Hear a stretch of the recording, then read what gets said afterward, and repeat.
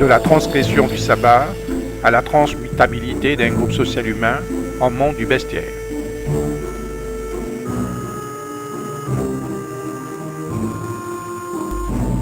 À la différence des théories évolutionnistes, une révélation religieuse rappelle dans son idée transcendantale qu'un courroux divin a rétrogradé morphologiquement un groupe d'individus humains en des paliers de primates simiens et de suidés. Cet épisode jouxte la théorie de l'involution de primates supérieurs. Cette mésaventure humaine s'est déroulée au Moyen-Orient, dans la région d'Elat.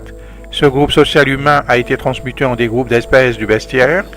Une transcriptase instantanée a dénaturé ces individus jusqu'au tréfonds des caractères génétiques et les a fait rejoindre le monde du parc animalier.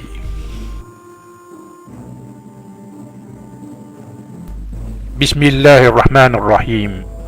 قل هل ننبئكم بشر من ذلك مثوبة عند الله من لعنه الله وغضب عليه وجعل منهم القردة والخنازير وعبدة الطاغوت أولئك شر مكانا وأضل عن سواء السبيل. صدق.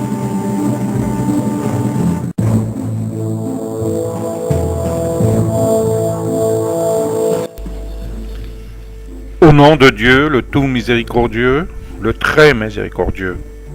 Dis, puis-je vous informer de ces individus que Dieu a maudits et été frappés de la pire rétribution, ceux-là même que Dieu a transformés en singes et en porcs et en adorateurs de tyrans? Ils se sont retrouvés rangés dans la pire des places et ils étaient égarés du droit chemin. Le verset coranique cité ci-précédent véhicule un paradoxe apparent du néo-darwinisme. Il fait du différent à partir du semblable une transmutabilité qui rappelle pour peu soit-elle les valeurs mathématiques de Darcy Thompson, un biomathématicien qui coupla les connaissances de la morphologie générale des crânes et donna aux déformations contenues rencontrées au cours du développement des formes déformées.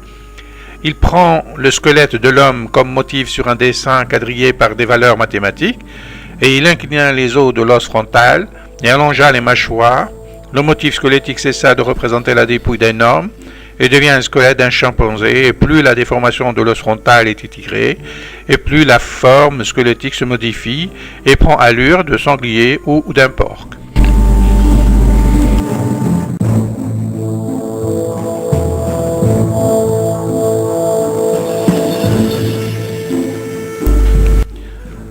Darcy Thompson est un des plus fervents de la théorie de la transformation. Il est ce professeur d'histoire naturelle, à la fois biologiste et mathématicien. Il a notamment montré qu'on pouvait passer d'une forme d'une espèce à la forme d'une espèce proche par certaines transformations géométriques. Il intitula son livre Forme et croissance. Il esquissa des formes de croissance ossuaire en leur donnant des formes corrélatives entre les formes biologiques et les phénomènes mécaniques. Ce biomathématicien montra qu'entre les organismes vivants, il existe une similarité de forme des structures osseuses, en associant géométrie et physico-chimie. Thompson a confirmé sa notoriété dans le milieu scientifique.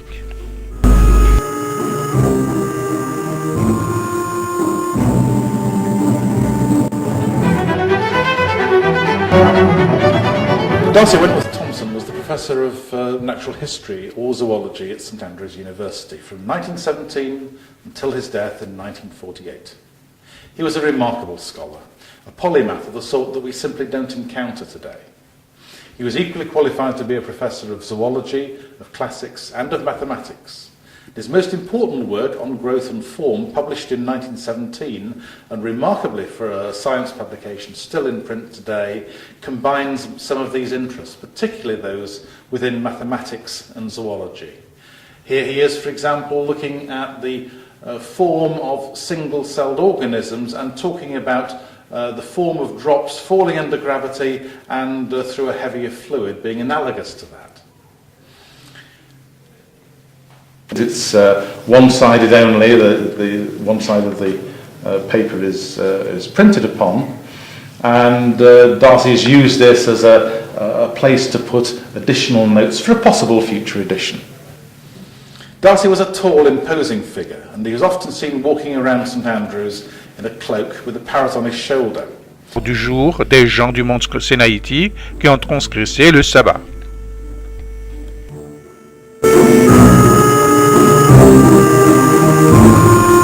Un épisode a touché la vie communautés habitant jadis les contrées des lacs, les habitants d'une bourgade maritime ont transgressé le sabbat, et une pérégrination périlleuse pour un groupe social négligent et moins attentif au commandement du divin. Cette tranche de la population du livre a bravé le jour loin de Dieu. Ce fut une issue fatale pour des transgresseurs de la loi. Une diagénèse s'emparait à la mesure d'une incrédulité irréductible.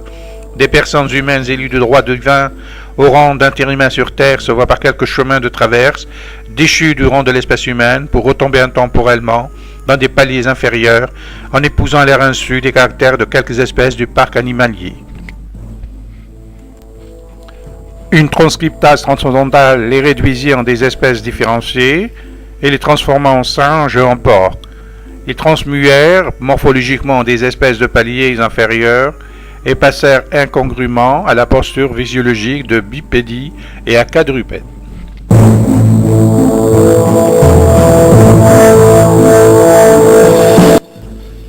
Cette mésaventure humaine a voué cette fraction de la population d'Elat à une perte certaine de sa condition humaine.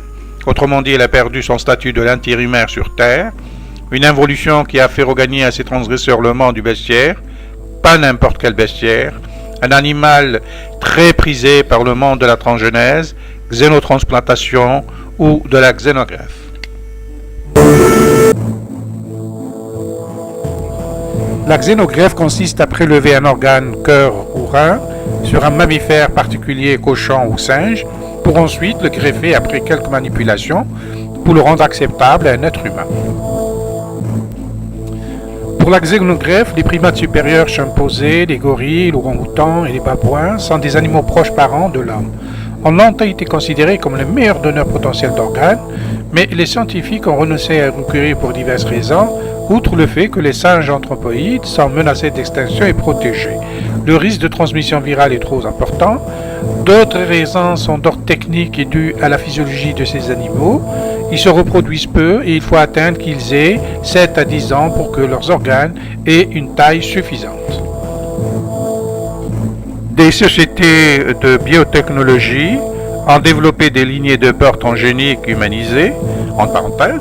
C'est le cas de la firme britannique Immutron qui dispose d'animaux exprimant le gène humain CD55 et de la société américaine Alexandre Pharmaceutical dont les porcs possèdent des gènes humains CD59. Des expériences de xénogreffe de porcs sur des singes ont démontré la validité de la méthode. Beaucoup continuent en effet de craindre des transmissions de virus porcins à l'homme, ce qui ne serait pas sans conséquence en matière de santé publique. D'autres, face à la pénurie d'organes, semblent prêts à accepter les risques. Les comités d'éthique, eux, jugent prématuré de telles expérimentations et demandent un moratoire sur le xénogreffe. Pour sa part, la compagnie PPL Thérapeutique affirme que la xénogreffe constitue la seule solution à court terme pour résoudre le déficit mondial d'organes. Et sa stratégie de génie génétique vise à humaniser les porcs.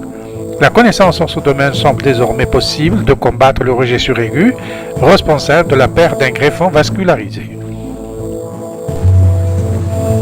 Et il y a un autre problème. Nous sommes tous allés un jour, en famille, dans les eaux, observer les babouins. Serait-il socialement acceptable d'élever ces animaux pour leurs organes? Les cochons, oui. Les primates, non. À Munich, une suite d'expériences avec 16 babouins a été interrompue en raison des pressions politiques et de protestations publiques.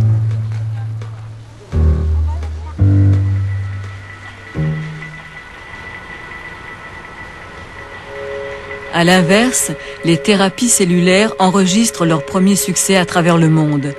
Grande nouveauté de ces méthodes, la greffe d'organes entiers n'est plus d'actualité.